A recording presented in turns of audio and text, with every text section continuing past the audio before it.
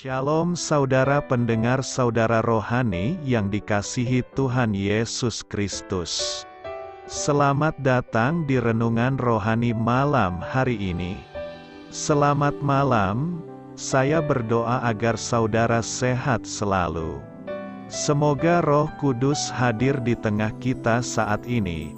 Sebelum kita mulai renungan malam ini, marilah kita bersama-sama berdoa. Bapa kami yang di surga, Bapa di dalam nama Tuhan Yesus Kristus, kami sungguh mengucap syukur, ya Tuhan, oleh karena Engkau sangat baik buat kami. Engkau ada bersama kami dan menopang hidup kami di siang hari dan di malam hari. Engkau ada bersama-sama dan menyertai kami. Tuhan, kami memuji dan bersyukur kepadamu pada malam hari ini, kami masih bisa berkumpul di rumah kami yang kecil ini. Tuhan, saat ini kami hendak mendengarkan firman-Mu. Berilah pengetahuan dan bimbinglah hamba-Mu ini agar apa yang Engkau firmankan dapat bekerja sesuai kehendak-Mu. Buat kami jemaat-Mu, bukalah hati dan pikiran kami untuk mendengar dan menerima firman-Mu. Kiranya firman-Mu ini dapat menjadi berkat bagi kami. Berbicaralah Tuhan, kami sudah siap menerima firman-Mu. Di dalam nama Tuhan Yesus Kristus kami berdoa dan mengucap syukur. Amin. Sahabat saudara rohani, pembacaan ayat emas Alkitab renungan kita malam hari ini. Nats pilihan kita adalah, Tuhanlah yang memberikan hikmat, dari mulutnya datang pengetahuan dan kepandaian.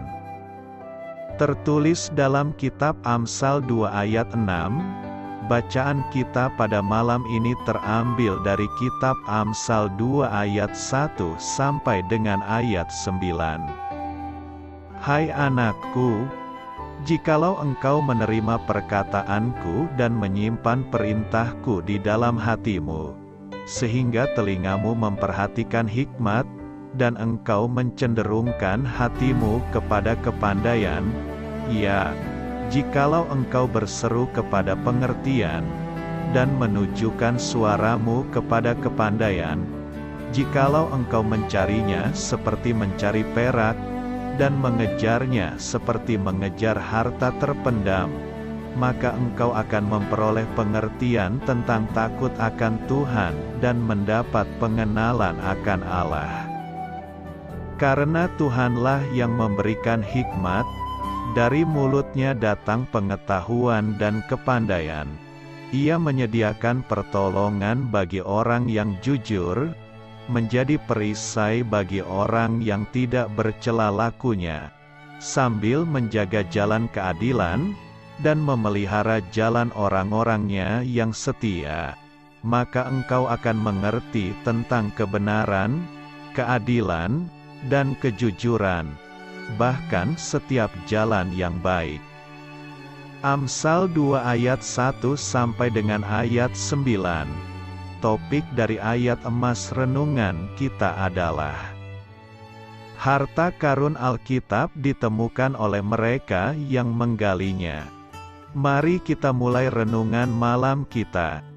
Judul renungan kita hari ini adalah Menggali Harta Karun, kisah inspiratif, pemahaman Alkitab yang bermanfaat melibatkan lebih dari sekadar membuka sebuah pasal dan membaca apa yang tertulis di sana. Berikut ini 7 panduan untuk membantu Anda memperoleh hasil yang maksimal dari waktu pemahaman Alkitab Anda. 1. Luangkan waktu secara teratur. Jika Anda tidak menjadwalkannya, Anda akan melalaikannya. 2. Sebelum mulai membaca, mintalah pertolongan dan pengertian dari Allah. 3. Pikirkan dengan saksama apa yang Anda baca.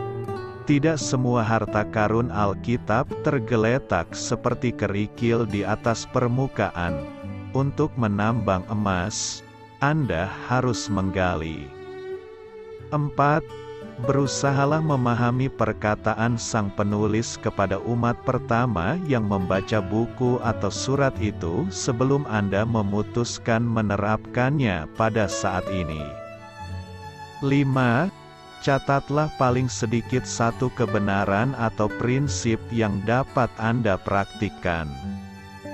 6. Cobalah berbagai terjemahan Alkitab.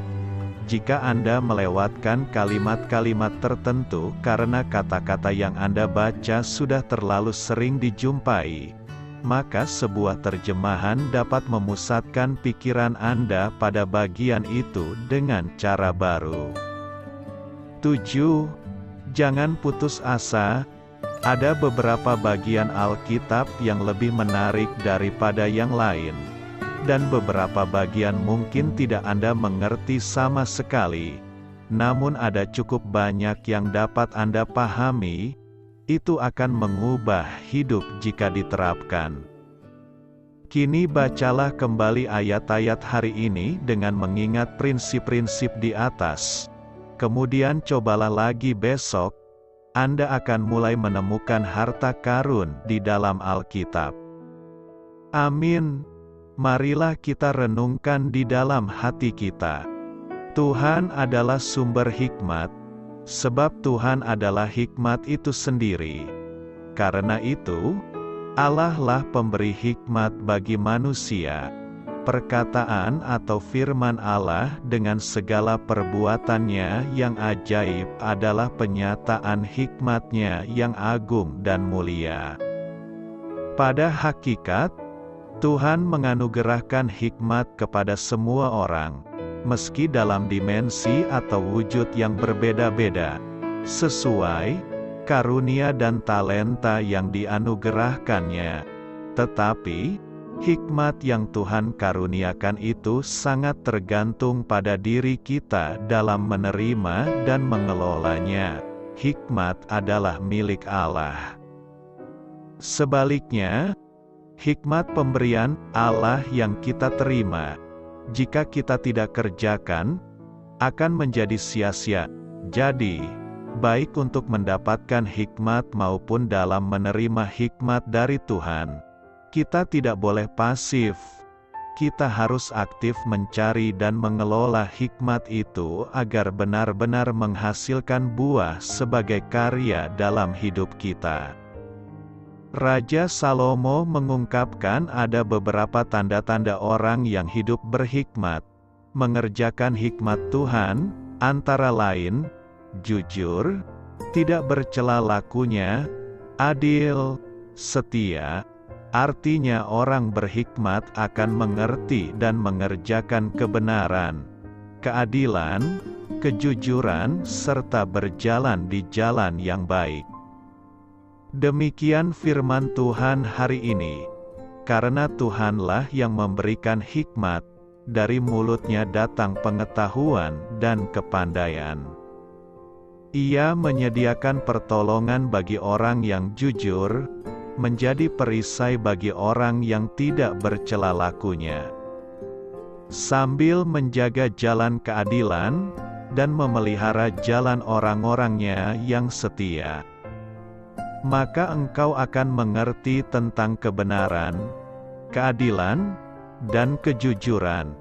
Bahkan setiap jalan yang baik, Allah memberikan hikmat-Nya kepada orang yang takut akan Dia. Allah juga menganugerahkan serta mengabulkan permohonan hikmat dari setiap orang yang hidup kudus dan berkenan kepada-Nya, serta selalu menyenangkan hati-Nya dan terus memuliakan nama-Nya yang ajaib.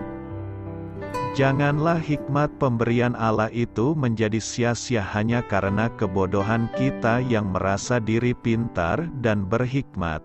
Padahal seperti tong kosong berbunyi nyaring, hikmat bukan sebuah ilusi kata-kata atau pemanis dan penghias bibir manusia.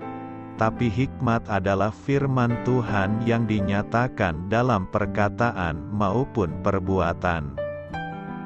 Jadi, dalam hikmat ada kesesuaian antara apa yang dikatakan dan apa yang diaktakan dan dinyatakan dalam perbuatan. Tuhan menyediakan hikmat dan manusia harus berusaha mencari untuk mendapatkannya. Bukan karena kita tahu hikmat itu dari Tuhan, maka kita bersikap apatis, masa bodoh, pasif karena yakin tetap akan Tuhan anugerahkan. Tidak seperti itu, tapi kita harus aktif bahkan super aktif untuk mencari, menemukan dan mendapatkan serta memiliki dan melakukan hikmat itu di setiap waktu dan tempat serta dalam segala situasi dan kondisi apapun juga. Hikmat, pengetahuan dan kepandaian adalah berasal dan milik Allah. Untuk mendapatkannya, kita harus datang kepadanya. Dia pasti menganugerahkannya bagi kita, jika kita hidup berkenan padanya dan melakukan segala jalan dan kehendak firman-Nya. Ia menyediakan pertolongan bagi kita dan menjadi perisai di jalan hidup kita, sehingga kita mengerti tentang kebenaran, keadilan, kejujuran dan kesetiaan serta akan berjalan di setiap jalan yang penuh kebaikan. Itulah sebabnya, setiap orang Kristen, keluarga dan umat Tuhan, terutama sebagai hamba-hamba Tuhan, kita harus terus mencari dan menemukan hikmat. Itu semuanya ada pada Tuhan.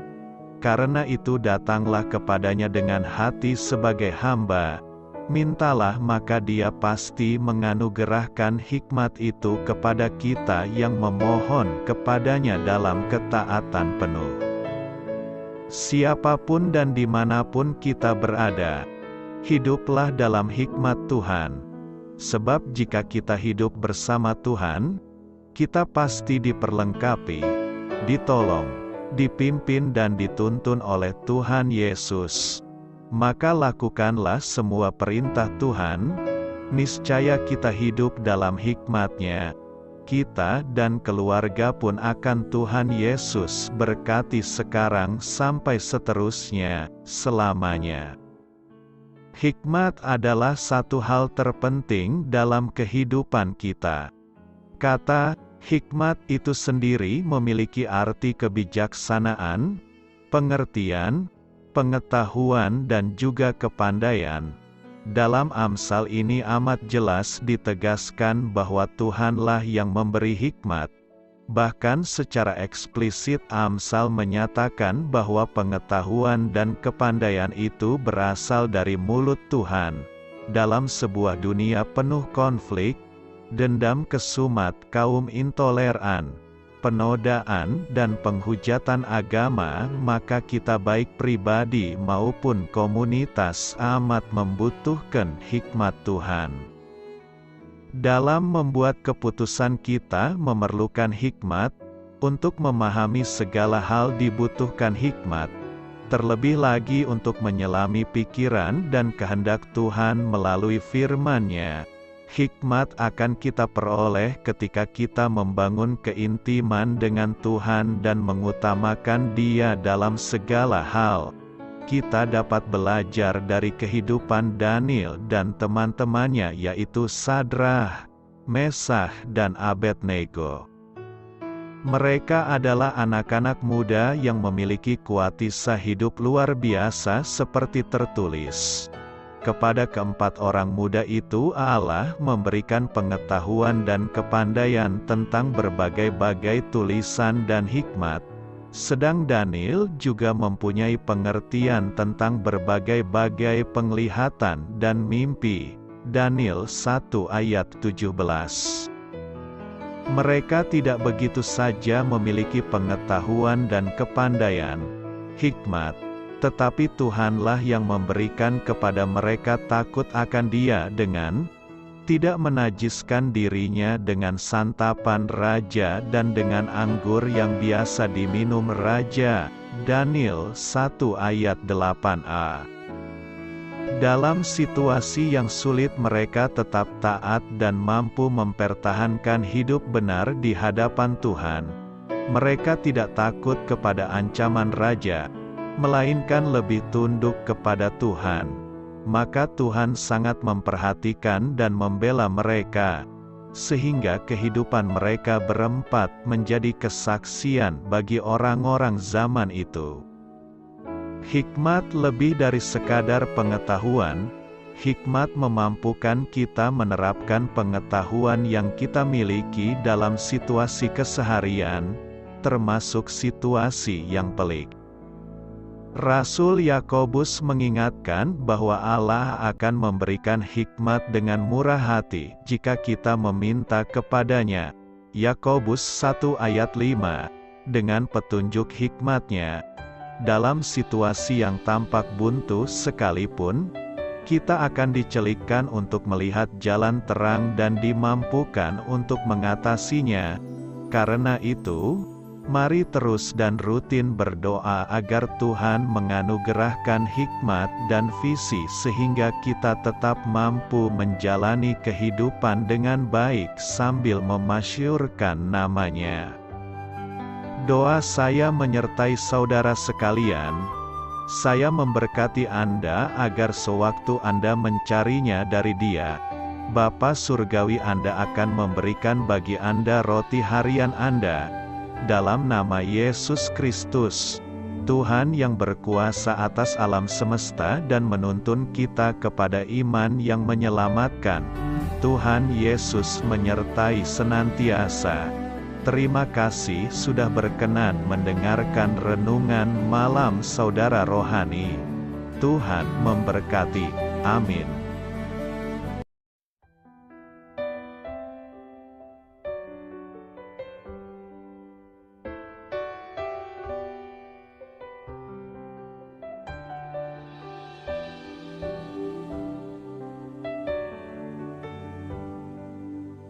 Marilah kita renungkan, sahabat saudara rohani, demikianlah renungan firman Tuhan malam hari ini. Semoga menjadi berkat di dalam hidup kita dan menjadikan kita pribadi yang lebih baik. Sebelum kita beristirahat pada malam hari ini, marilah kita berdoa. Bapa kami yang di surga, Bapa di dalam nama Tuhan Yesus Kristus, kami sungguh mengucap syukur, ya Tuhan, oleh karena Engkau sangat baik buat kami. Engkau ada bersama kami dan menopang hidup kami di siang hari dan di malam hari. Engkau ada bersama-sama dan menyertai kami, ya Tuhan Yesus. Kami mengucap syukur untuk firman-Mu, ya Tuhan, yang memberikan kami kekuatan dan menyadarkan kami bahwa kami tidak perlu takut dengan gelap dan malam. Sebab Tuhan, Engkau ada bersama kami. Engkau melindungi kami dan menjadi perisai bagi kami hamba-Mu berdoa saat ini. Tuhan, untuk setiap pendengar renungan ini yang mengalami ketakutan, kecemasan, kegelisahan, pada situasi gelap dan malam hari di dalam nama Tuhan Yesus Kristus. Kuasa Tuhan melepaskan mereka dari segala ikatan roh-roh ketakutan yang mengikat mereka saat ini. Tuhan melepaskan setiap anak-anak-Mu dari segala rasa takut dan kecemasan. Di dalam nama Tuhan Yesus segala kuasa-kuasa roh jahat, kuasa setan iblis yang mengganggu anak-anak-Mu, ya Tuhan, tolong hancurkan dan halaukan dengan kuasa-Mu. Dalam nama Tuhan Yesus Kristus, berkati setiap kami anak-anak-Mu, ya Tuhan, dan lindungilah kami. Kami aman di dalam Engkau. Ya Tuhan, penuhilah setiap hati kami dengan keberanian, damai sejahtera, dan sukacita serta ketenangan yang dari Tuhan. Berkati kami di malam hari ini, saat kami tidur dan beristirahat. Kuasa-Mu, ya Tuhan, menaungi setiap kami, memberkati dan melindungi kami. Bangunkanlah kami kembali besok pagi dengan kekuatan yang baru, tubuh yang sehat diberkati Tuhan, dan berkat-berkat yang baru Tuhan sediakan bagi kami. Terima kasih, ya Tuhan, kami sungguh mengucap syukur untuk firman-Mu yang menguatkan kami. Dalam nama Tuhan Yesus Kristus Juru Selamat kami, Bapa kami yang baik, kami mengucap syukur dan berdoa haleluya. Amin. Biarlah firman Tuhan menjadi pengingat untuk kita semua, bahwa tuntunan dari Roh Kudus akan selalu memberi jalan keluar bagi setiap permasalahan hidup kita, dan memberi kedamaian di hati kita. Amin. Sampai jumpa di renungan malam saudara rohani berikutnya.